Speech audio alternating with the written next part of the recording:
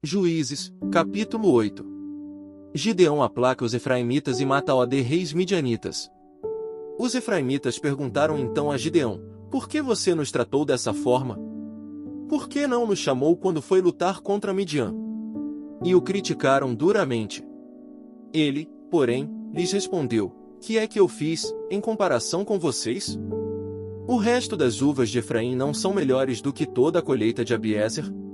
Deus entregou os líderes midianitas Oreb e Zeeb nas mãos de vocês. O que pude fazer não se compara com o que vocês fizeram.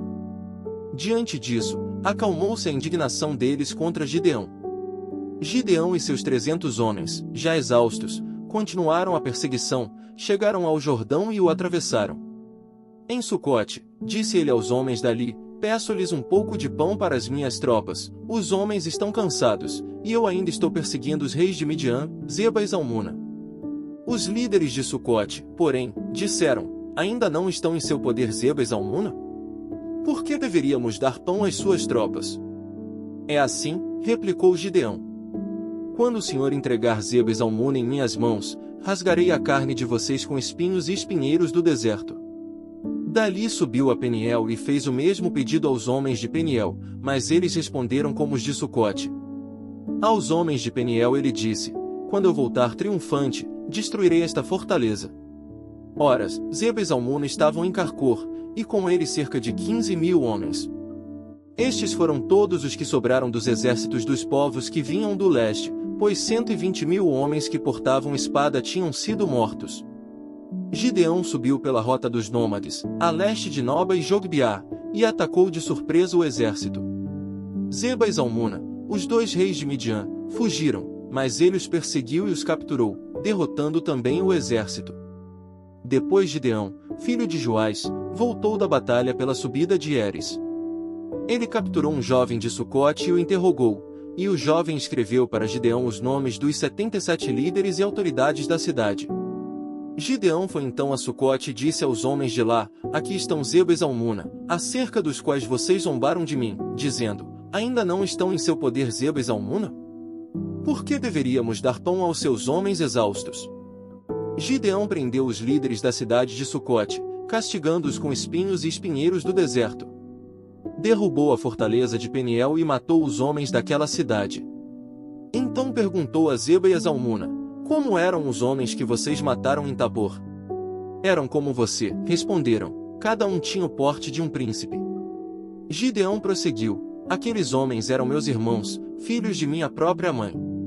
Juro pelo nome do Senhor que, se vocês tivessem poupado a vida deles, eu não mataria vocês. E Gideão voltou-se para Jéter, seu filho mais velho, e lhe disse: mate-os. Jéter, porém, teve medo e não desembainhou a espada, pois era muito jovem.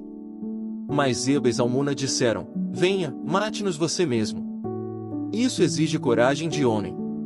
Então Gideão avançou e os matou, e tirou os enfeites do pescoço dos camelôs deles. Os israelitas disseram a Gideão: reine sobre nós. Você, seu filho e seu neto, pois você nos libertou das mãos de Midian. Não reinarei sobre vocês, respondeu-lhes Gideão, nem meu filho reinará sobre vocês. O Senhor reinará sobre vocês.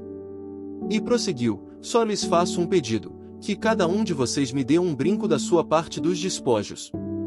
Os ismaelitas costumavam usar brincos de ouro. Eles responderam: de boa vontade os daremos a você. Então estenderam uma capa, e cada homem jogou sobre ela um brinco tirado de seus despojos. O peso dos brincos de ouro chegou a 20,5 kg, sem contar os enfeites, os pendentes e as roupas de púrpura que os reis de Midian usavam e os colares que estavam no pescoço de seus camelôs. Gideão usou o ouro para fazer um manto sacerdotal, que ele colocou em sua cidade, em Ofra. Todo Israel prostituiu-se, fazendo dele objeto de adoração, e veio a ser uma armadilha para Gideão e sua família. Assim Midian foi subjugado pelos israelitas, e não tornou a erguer a cabeça. Durante a vida de Gideão a terra desfrutou paz 40 anos.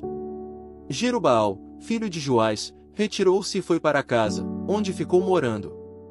Teve 70 filhos, todos gerados por ele, pois tinha muitas mulheres. Sua concubina, que morava em Siquém, Também lhe deu um filho, a quem ele deu o nome de Abimeleque. Gideão, filho de Joás, morreu em idade avançada e foi sepultado no túmulo de seu pai, Joás, em Ofra dos Abiezritas. Logo depois que Gideão morreu, os israelitas voltaram a prostituir-se com os Baalins, cultuando-os. Ergueram Baal-Berite como seu Deus, e não se lembraram do Senhor, do seu Deus, que os tinha livrado das mãos dos seus inimigos em redor. Também não foram bondosos com a família de Jerubaal, isto é, Gideão, reconhecendo todo o bem que ele tinha feito por Israel.